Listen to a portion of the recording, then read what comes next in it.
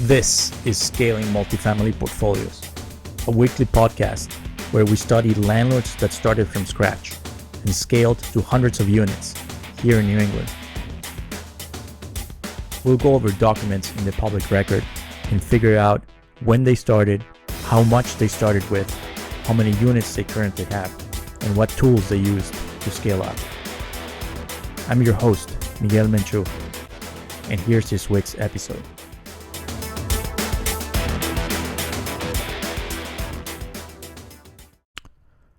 Hello and welcome to episode number 4. Today, May 26, 2020, we'll be taking a look at a portfolio of Irshad S, based out of Brookline, Mass. After upgrading his primary home in 2005, he started buying a commercial and several residential brick buildings in Holyoke. He currently owns over 300 units, mostly in Holyoke, Palmer, Brockton, and New Bedford. I stumbled upon his portfolio by accident while reading bankruptcy dockets.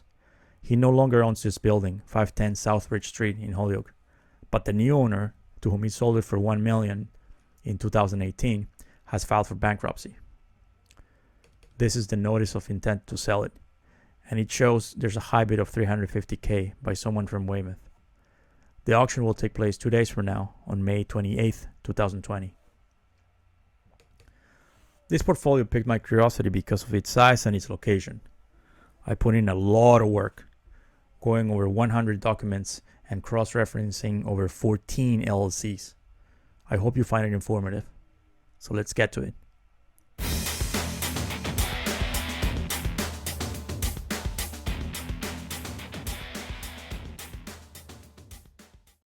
.555 High Street in Holyoke. Irshad purchased his commercial property on August 22nd, 2006.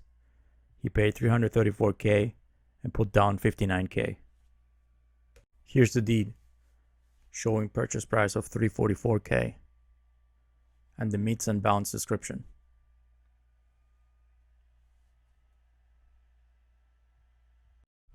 Here's the mortgage, showing $275,000 for 555 High Street.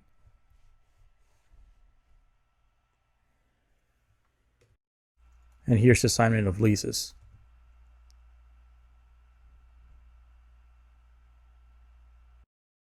Now, I don't have commercial lease data for Holyoke but 2006. So I'm going to assume a yearly NOI of 10%, $33,000.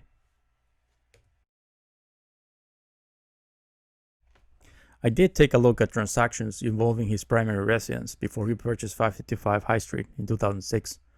What I was looking for was liquidity events that could explain how he came around having the down payment for the property. On April 27, 2005, 15 months before purchasing 555 High Street, he sold his old primary home at 41 School Street in Brookline. He had acquired the property August 9, 2002 for $339,000. And he sold it in 2005 for $487,000. There it is. So that's a gain of about $120,000. That's a down payment for the purchase of 555 High Street, basically. So here's our spreadsheet. If you look at the top, we have the new property address, the purchase price, the date, the number of units, the mortgage, down payment, and our estimate for the rents. He really doesn't do much for the rest of 2006. He doesn't do anything for 07 and 08. But then in 2009, he crushes it when he purchases this. 212 Lyman Street in Holyoke. It's a 19-unit building, and he purchases it for $675,000 with a down payment of $135,000. We're on Lyman Street, and as we turn to the left, the building's address becomes 54 Elm Street. This stretch here is Elm Street. Here's the deed. Here's the mortgage. And the assignment of leases. So back at our spreadsheet, we have 212 Lyman Street with a purchase price of $675,000, mortgage of $540,000, down payment of $135,000. At this point, the portfolio is at about 20 units, grossing just over $180,000 a year. And then in 2010, boom, he purchases two buildings, a 20 and a 22 unit, both within the same block, 168 Essex and 159 Essex. And to sweeten the deal, the mortgage is assumable. 211 Walnut Street becomes 159 Essex Street. It's a 20 unit.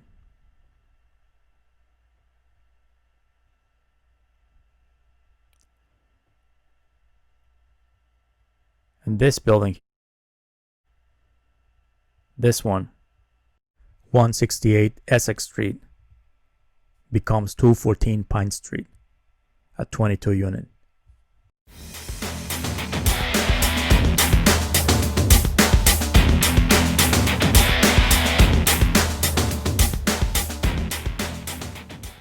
Here's the deed dated May 2010, showing the assumable mortgage by the lender Northeast Community Bank. It shows a balance of principal of $970K, and it shows that the buyer paid $25,000 to the seller. Here's the address of both buildings, 168 and 159 Essex Street.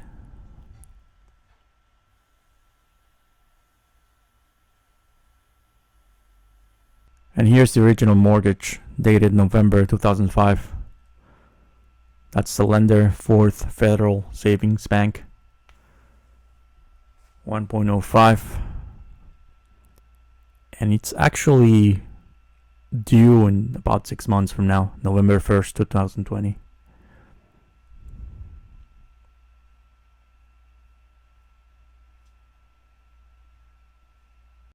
And here's the deed from the previous owner. Again, November 28, 2005. 1.4, 168, and 159 Essex Street. So back at our spreadsheet, we have the two new properties, 168 and 159 Essex Street, showing the additional 20 and 22 units. The portfolio is at 62 units at this point, and grosses just over $600K a year.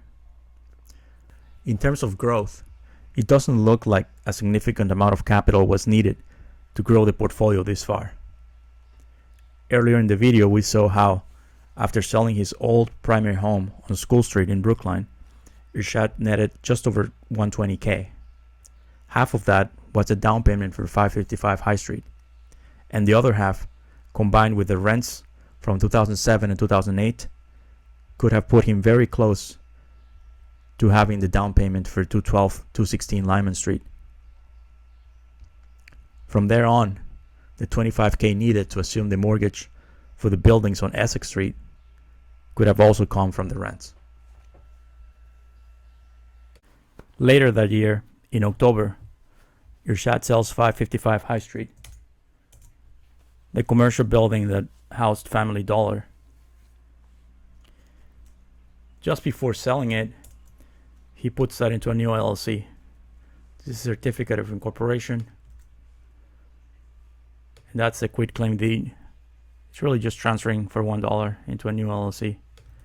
And then, same day, gets sold for $428.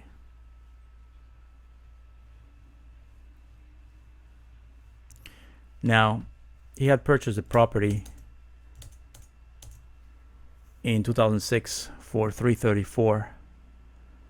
So it looks like he cleared just over $100K. The following year, 2011, was epic. Irshad acquired 114 units in a single transaction as part of a portfolio with about 200 units that was in receivership. But before we dive into it, let's take a step back and go over a couple dockets to understand what exactly happened. These dockets that we're about to go over predate the sale of his commercial property at 555 High Street in October 2010. I ignore the facts, but can speculate that knowledge about this opportunity might have motivated him to sell it. So we have this docket from 2009, August 2009, where the city of Holyoke, the plaintiff, they are petitioning this LLC to bring up some buildings that they own up to code. 69 Suffolk Street LLC, it's a couple guys out of New Jersey, and they own several buildings, and each of those buildings has its own LLC. So 690 Dwight Street LLC, 510 Bridge Street LLC, 5 Adams Street LLC, 106 North East Street LLC. They're the same party. So there's some issues with these buildings, and the city is fed up. They've had it, and they're seeking for these guys to fix the property. Here, the portfolio consists of 5 multifamily apartment buildings with approximately 200 units. Atlas Property Management Inc. is hereby appointed as receiver of the properties. And upon completion of the necessary repairs, the receiver shall immediately notify the court. The receiver shall forthwith acquire general liability insurance in the amount of $1 million, no later than August 4th, 2009. And of course, they have the right to resign at any time. It's a lot of work, and if it's not their own building, a lot of times it's probably not worth it.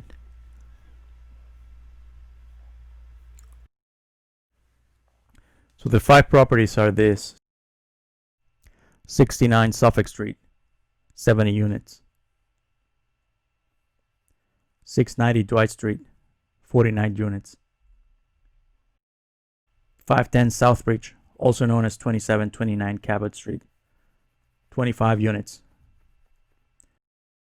5 Adams Street, 20 units.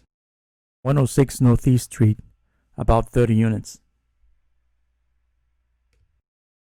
The portfolio remains in receivership for little over a year and a half, until a judge signs this order approving the sale of 4 of the 5 buildings to Irshad, April 2011. Notice how 69 Suffolk Street is missing. And here's a draft of the deed showing a purchase price of 2.5 million. Here's the recorded deed dated April 7, 2011.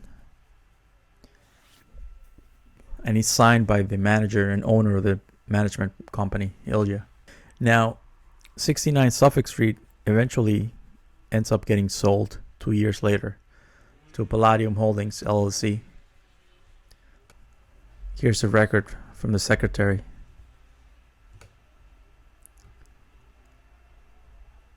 And its registered agent is the same as that of the management company, Atlas Property Management. So, although he doesn't end up with this 70-unit building, he does end up purchasing the 4 other properties with 114 units. His portfolio is now at 175 units.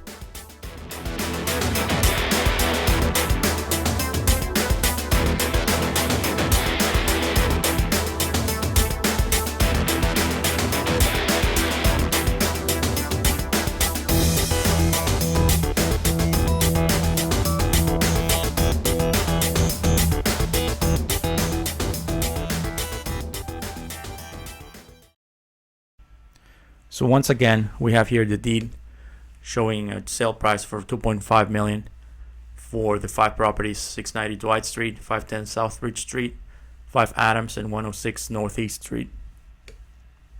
Here's the mortgage for 1.8 for the 4 properties, and here's the assignment of leases by Navia to TD Bank North. This actually becomes relevant later on. He already has another mortgage with TD Bank for 212-214-216 Lyman Street.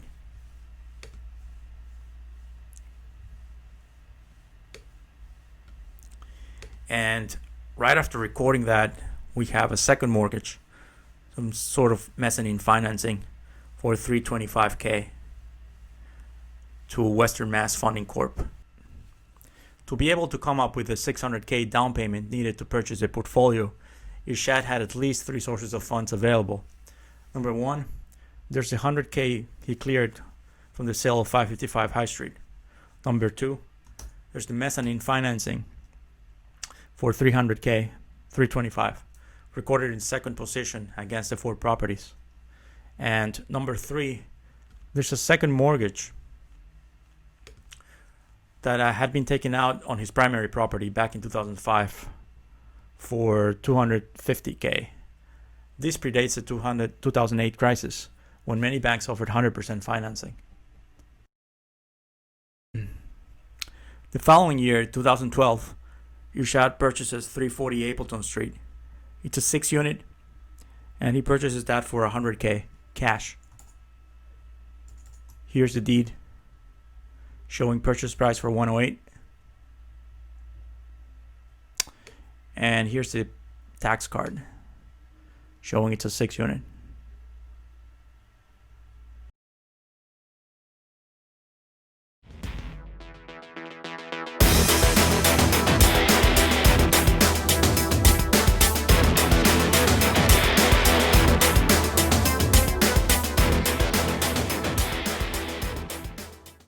So the following year, he refinances this very same 6-unit, 340 Appleton Street, and takes out a mortgage for $159K after having paid cash $108 the year before. Here's a copy of the mortgage showing 340 Appleton Street and $159, dated November 2013. And he also refinances his primary home, taking out a mortgage for $840. The original mortgage from March 2005 was in the amount for $700. So he's pulling out $140 there from his primary and $160 from the new mortgage for 340 Appleton Street, sitting on $300K in reserves. The following year, 2014, Irshad starts by purchasing a 33-unit building in Brockton, 162 Warren Ave, for $1.1 million, putting a down payment of $200 and taking a mortgage for $915.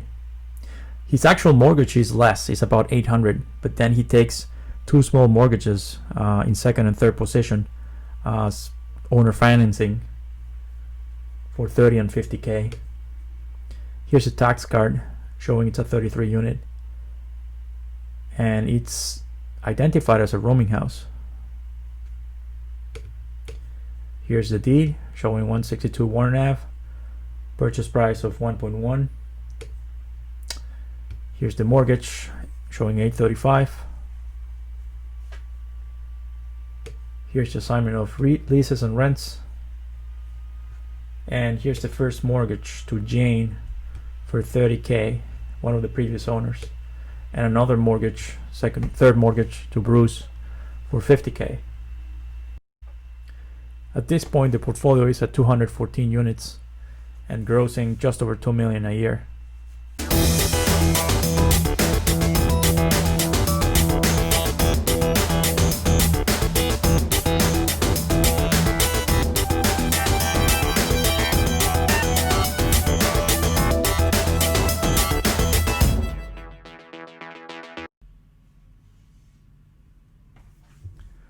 The following month, he refinances the two buildings on Essex Street, the same buildings that back in 2010 he had paid the seller $25,000 for the right to assume his mortgage, a mortgage that had a balance of $970 back then.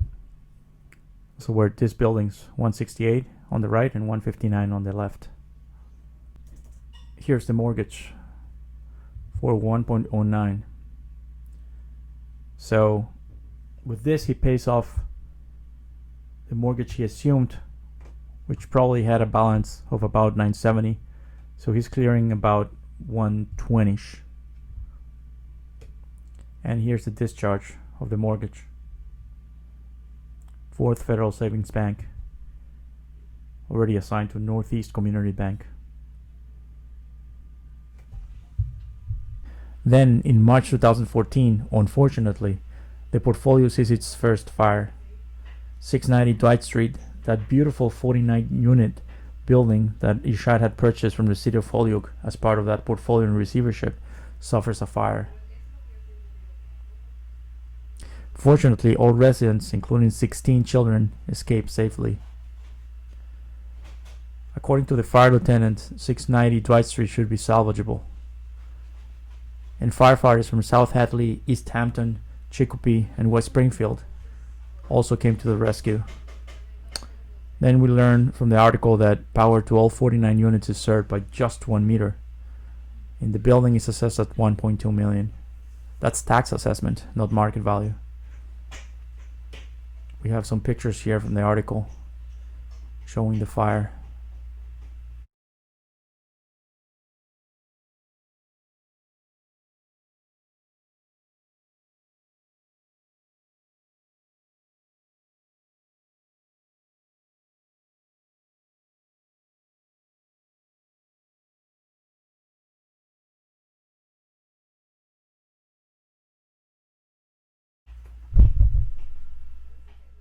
To restore the value of the collateral back in the blanket loan, Irshad and the lender seem to have arrived to an agreement where he placed another property he had, the 19 unit at 12-16 Lyman Street, as additional collateral, and the bank in exchange released this burnt building, 690 Dwight Street, so that he's able to sell it.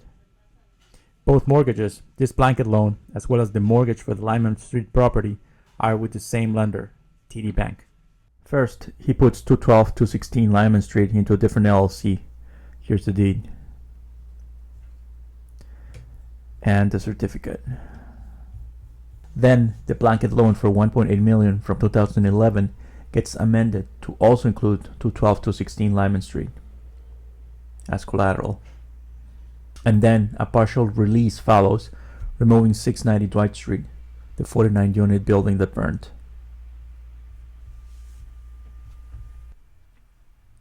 One quick thing I just noticed, this name here, Ilja, the president and treasurer of Western Mass Funding Corp, that's the same person, the owner of the management company that looked after the buildings, the 200-unit portfolio that was in receivership.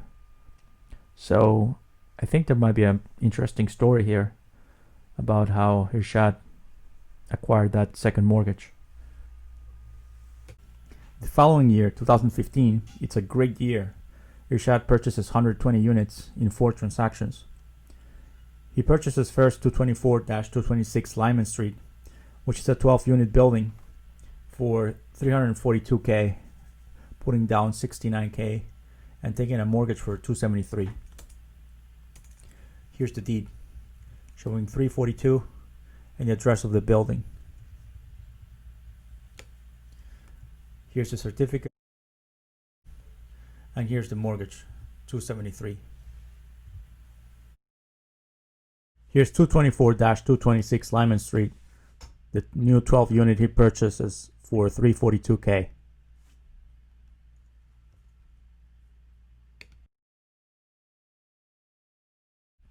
And a little bit up the street is 212-216 Lyman Street, the 19-unit building he purchased in 2009.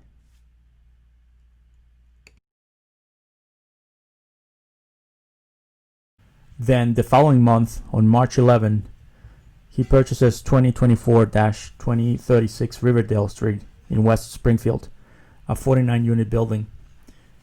He pays $1.7 million, taking a mortgage for $1.2, down payment of $500.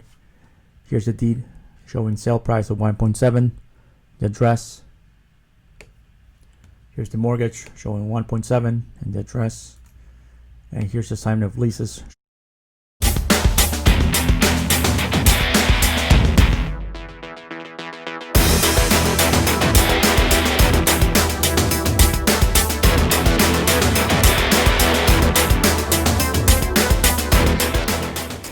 And then 2 months later, on May 15, 2015, he purchases this 48-unit building at 1-47 of La Riviere Ave in Palmer for $2.3 million.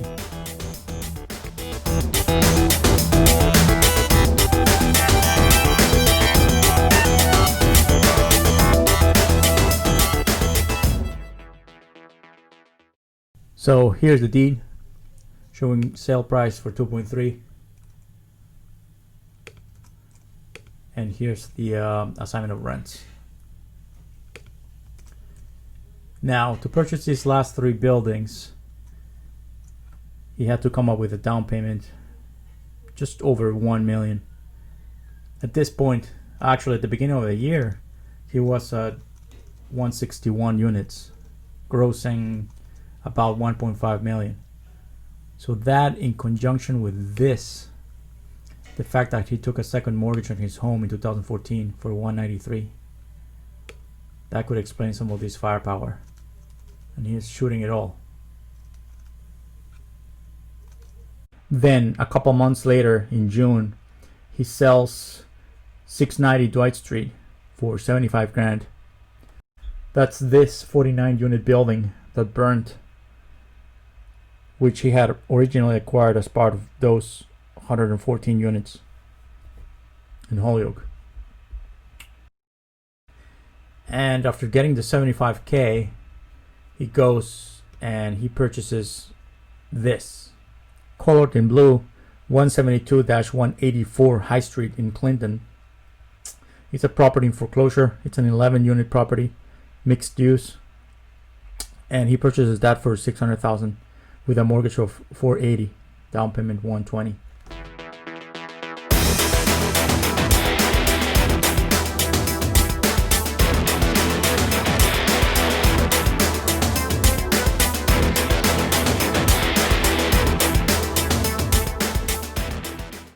He purchases this building by winning a foreclosure bid. He assigns his bid to his LLC, and here's the foreclosure deed for $600,000. And here's the mortgage for $480. In 2016, he consolidates some of his mortgages. I'm not going to go into detail, but he basically shuffles things around so they have the right collateral to put things neatly.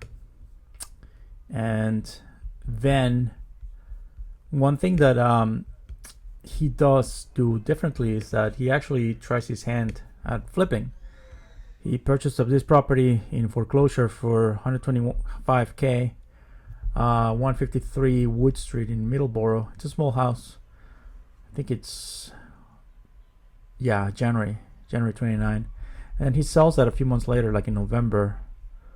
I believe it's November 28 for 205. So there's a gain of 50K, 75K minus realtor fees and such. So it's only 50K. He has to pay capital gains on that. It's really not worth it. It's about a third of what he's netting, I think, by my estimates, per month. Unfortunately, 2016 wouldn't end smoothly for the portfolio.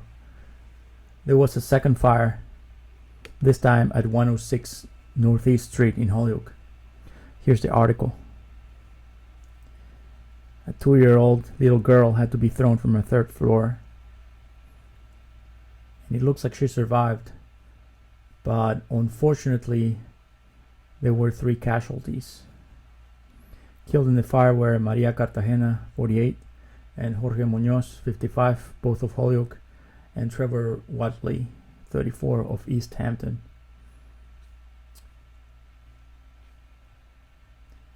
"106 Northeast Street started when a wall outlet in a 3rd floor apartment malfunctioned.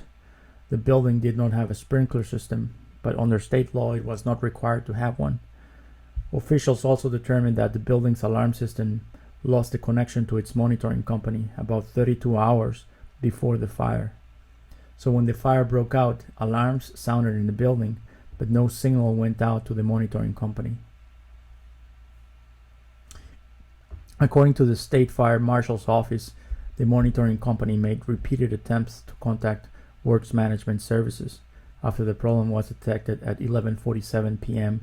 on December 30. Works Management Services is the management company for the building. As a result, there was legal action from the state of Maria Cartagena versus Irshad. And actually, as defendants were named not only him and his LLC, but also the management company and New England Security and Technology LLC, which was the fire alarm company. This case actually was very active last year, 2019, and it's still pending disposition. There's another legal motion by the state of Trevor Wadley, and same, they're mentioned as defendants, the management company as well as the alarm company. And here's pictures of the fire.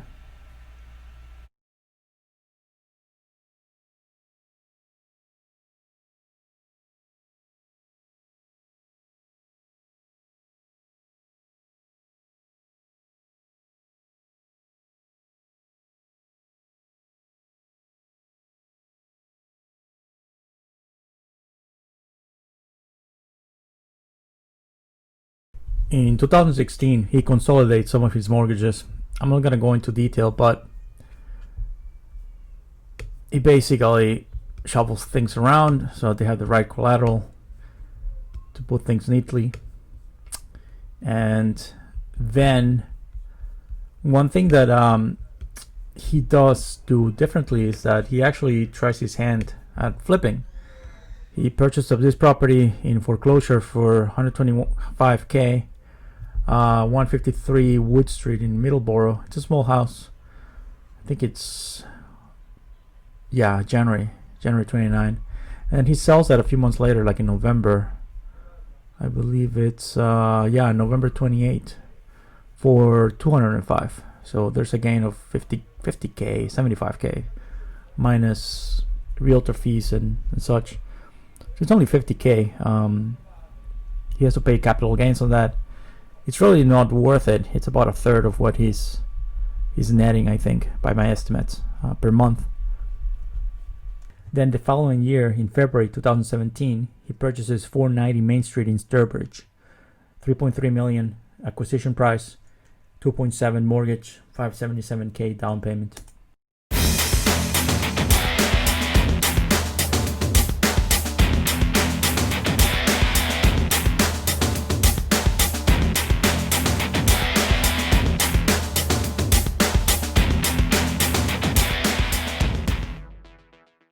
Here's the deed for 3.3. Here's the mortgage, 2.7. And here's the UCC filing. And roughly about a year after the fire, he sells 106 Northeast Street in Holyoke for just 50K. Google Street View still has imagery of what the building looked like. And then the following year, in 2018, he sold 555 High Street, the 25 unit that was featured at the very beginning of this video. This buyer, unfortunately, after paying $1 million, filed for bankruptcy, and it was auctioned off on May 28, 2020. And later on, in June 2018, he purchases this 12 unit in New Bedford. Here's a tax card showing it's a 12 unit. The deed, and the mortgage. 23 Talman Street. At this point, his portfolio is at 288 units, grossing about $2.7 million a year.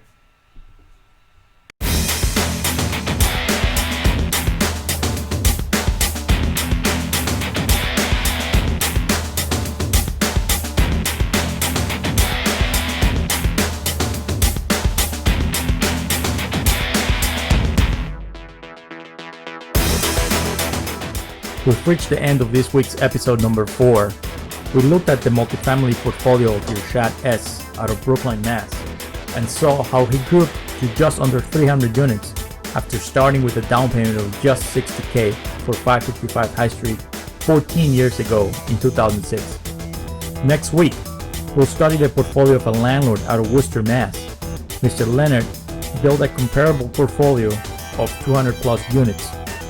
He's sadly no longer with us, but he was unique in that he became a developer and built the buildings in his portfolio.